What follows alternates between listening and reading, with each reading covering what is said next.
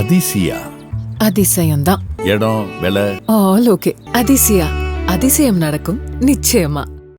தமிழ்நாட்டு மக்கள் கூட்டணி ஆட்சியை விரும்ப மாட்டார்கள் என்றும் அதிமுக தனித்து ஆட்சி அமைக்கும் என்றும் அதிமுக பொதுச் செயலாளர் எடப்பாடி பழனிசாமி திட்டவட்டமாக தெரிவித்துள்ளார். பிரதமர் மோடியை சந்திக்க உள்ள நிலையில் எடப்பாடி பழனிசாமி புதிய தலைமுறைக்கு அளித்த சிறப்பு நேர்காணலில் தெரிவித்த கருத்து முக்கியத்துவம் பெற்றுள்ளது. திமுகவுக்கு எதிர்முகாமில் இருக்கிற பாட்டாளி மக்கள் கட்சியில திரு அன்புமணி ராமதாஸ் அவர்கள் அவங்க கூட்டணி ஆட்சி தான் வேணும்ன்றாங்க. தேமுதிகவுல அவங்க கூட்டணி ஆட்சி தான். எல்லாருமே இந்த கூட்டணி ஆட்சி இந்த கோரிக்கையை நீங்க எப்படி பாக்குறீங்க?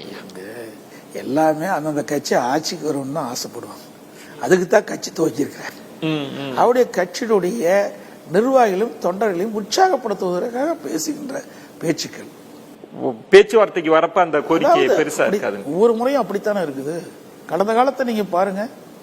இன்றைக்கு திராவிட முன்னேற்ற கழக கூட்டணியில் அங்கம் வைக்கின்ற கட்சிகளாகவும் சரி, எங்க கூட்டணியில் அங்கம் வைக்கின்ற கட்சிகளாகவும் சரி, கடந்த காலத்தை நோக்கி பாருங்க என்ன நடந்ததுன்னு.